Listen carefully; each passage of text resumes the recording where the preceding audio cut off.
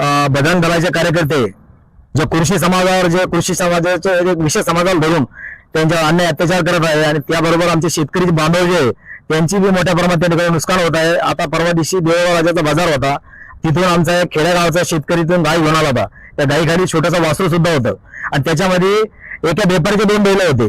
शेतकरी दंडफिया लावून शेतकरी असताना सुद्धा त्याला बेरहम त्या ठिकाणी मारलं गेलं।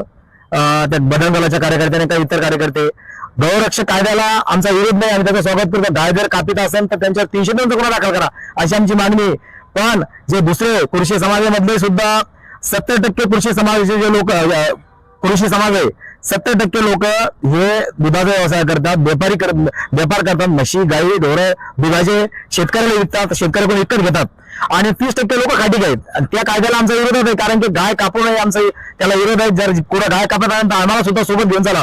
पोलीस प्रशासनाला मी विनंती करतो की जे कृषी समाजाच्या जो अन्याय होतोय त्याचा अन्याय सुद्धा दूर करावा। पोलीस जिल्हाधिकाऱ्याला सुद्धा आम्ही या निवेदनामध्ये म्हणलेलं आहे आणि आता आम्ही त्याला भेटलो, त्याला हे सांगितलं आम्ही की बाबा तुम्ही असा काही कायदा नाही की त्या लोकांना मारहाण करावा, शासन आहे त्यासाठी। त्याच्यानंतर जे गाय जनावर असते त्याची जो शेतकरी घेतो त्या शेतकरीचा दाखला असतो, दाखल्याचे तुम्ही शहानिशा करायला पाहायला चालू का कापायला चालू बेरहम लोकांना मारून। आता मागे शिलोड मध्ये घटना घडली, त्या शिवणावणे गाव आहे त्या ठिकाणी म्हणजे गाडी जाळून टाकली आणि गाडी सगळ्यात एक मुसलमान माणूस होता त्यालाही जाण्याचा प्रयत्न केला आणि त्याच्यानंतर हिंदू समाजाचा माणूस होता त्यालाही जाण्याचा प्रयत्न केला। म्हणजे ह्या जालन्यामध्ये या बिहार सरकार राज्य झालेलं आहे, इथं बाकीच्या जिल्ह्यामध्ये सगळं बाकीचे जे राज्य आहे तिथं सगळं काही चालू आहे। इथं ठीक आहे, आम्ही स्वागत करतो, जो कायदा झाला त्या कायद्यात स्वागत आहे आमचं, त्या कायद्याला आमचा विरोध नाही। पण ज्या त्या कायद्याच्या नावाखाली जे गुंडगिरी या संघटनाच्या रस्त्यावर उतरून जे लोकांना अन्याय करत आहेत, कृषी समाजाच्या नावाखाली ज्या डोक्यात जर टोपी असते तिथे समाजाला मारल्या जाते, ती पायाला जनावर चाललं त्याची शहानिशा होत नाही, याचा आम्ही निषेध करत आहे।